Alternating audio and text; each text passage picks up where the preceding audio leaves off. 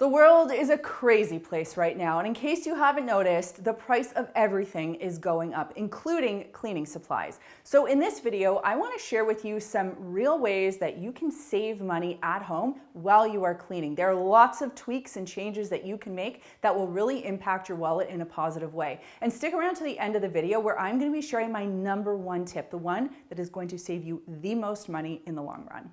This one requires a delicate balance, but it can save you quite a bit, and that is finding containers that you can upcycle at home.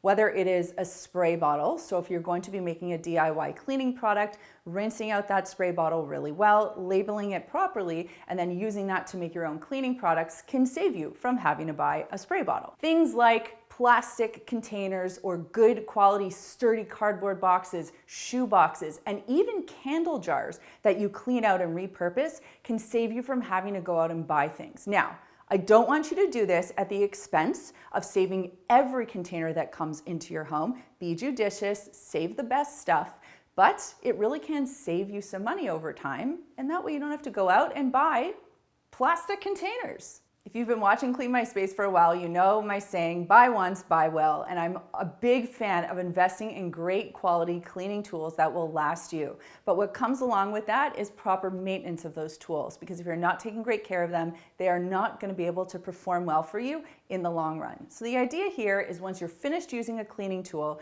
to give it a good rinse, get rid of any buildup or debris, and then let it dry. Now, if it's a vacuum, you want to make sure that you're emptying it regularly and making sure that the brushes and any of the other areas of the vacuum or parts of the vacuum that could potentially get blocked are not, so that it can constantly flow and do its best work. Even something like a mop head, right? You want to make sure that that's always clean so that it can clean your floors well, doesn't waste you time, and you don't have to go out and buy a replacement mop head earlier than you would need to had you maintained it properly.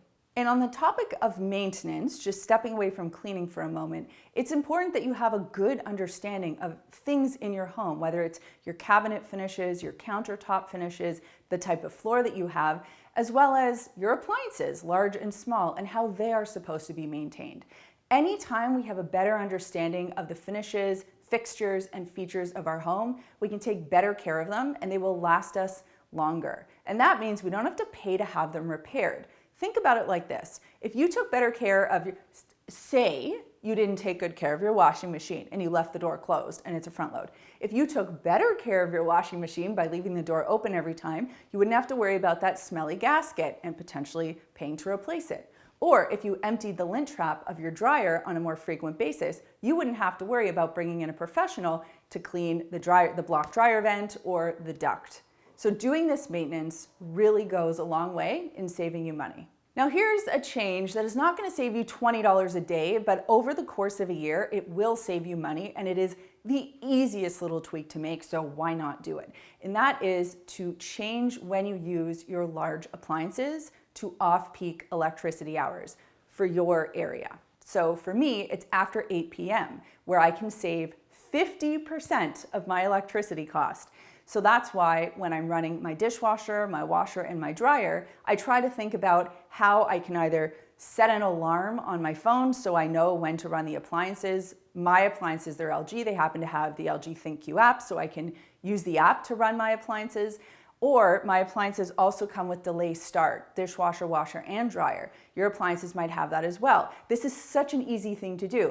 You look at what time you can start saving money, you knock off what time it is now, you set the delay start for however many hours you need, and boom, you save money. It is set it and forget it. It's a tiny habit change, and it will put money back in your pocket. This is one of those tips where I want you to pay attention to the fine line between hoarding or buying a lot of items and keeping them versus what makes sense for your family, because it's very easy to blur the line here. And that is to buy in bulk.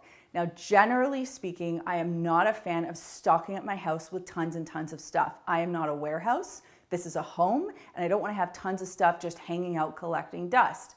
However, when toilet paper, paper towel, hand soap, dish soap, laundry detergent, the basic consumables that we use every day go on sale and the price is exceptional, that is a time where I will stock up, and we have a linen closet dedicated to that stuff in our home. The most important thing here is to try and find price per unit. Often they will include that on the price tag when you're at your store, or you can do a quick calculation and figure out cost per unit. But generally speaking, just pay attention to what the regular price of your consumables are and know when they go on sale. You can use flyer apps, you can use a loyalty program with your grocery store that you usually shop at. That's what I like to do. And you can also just keep an eye out and see what people are talking about online and go out and get that deal. If you do choose to buy in bulk, I want to caution you that anything you buy, frankly, whether you're buying it in bulk or not, you want to make sure that you're buying quality stuff. And that's because if you buy low quality stuff, you are paying money to bring something that is subpar into your home that is going to have to make you work harder. And the cost associated with that is your time and the fact that you will probably have to use more product or tools to get the job done right the first time. So a couple of examples here would be low quality microfiber cloths versus great quality microfiber cloths. Maker's Clean. Low quality paper towels which disintegrate in water versus high quality paper towels like Bounty. I always wait for Bounty to go on sale. And laundry detergent is another one. I always hear people talk about getting cheap laundry detergent, and it makes me so angry because it's like your clothes aren't going to come out clean, they're going to smell. Laundry detergent that comes in bulk and is the budget stuff is mostly water. It has less chemistry. So you're going to get worse results. You're paying less for your detergent, okay, but your cost per wash eventually goes up because you're going to have to rewash those clothes, or you're going to have to live with subpar results. So if you are looking for a deal or you are looking to bulk up, make sure that you get your deals on premium product. And here's the number one way that you can save money when you're cleaning. Make your own cleaning products. Clean My Space is famous for DIY cleaning recipes. I have a whole ebook. I'll link that for you down below that you can check out. People are absolutely obsessed with our recipes. We have videos on it. There's a bunch of stuff on our website, on Instagram. Go check it out. But really and truly, making your own cleaning products can get you a huge amount of money back in your pocket. Because when you think about it, I use about a bottle of all-purpose cleaner a week when I'm cleaning my house. And I just use a little bit of dish soap and water. Why would I pay $6 or $7 for that bottle? The same thing goes for tub and tile cleaner, dish soap, vinegar, incredible, very powerful. Now, most definitely there are cleaning products that I will not make at home. For example, laundry detergent, dish soap, enzyme cleaners. There are definitely things I still need to buy, but by being choosy, I can save a ton of money, and I want you to do the same. So now you have a few ways you can save money when you're cleaning in your back pocket, and I hope it puts more money in your front pocket. And that brings me to this week's comment question, which is, what are you doing right now to save extra money? Now, in Canada, our economy is definitely more in the toilet than it is in the US, but still, I feel like everyone's looking for ways to save right now. So for me, I have really been toning down how much I eat at restaurants because I can just go all out. And I will also say that I have been drinking less. So let me know what you've been doing to save money in the comments down below. That's drinking alcohol, by the way, not water. Thanks so much for watching, and we'll see you next time.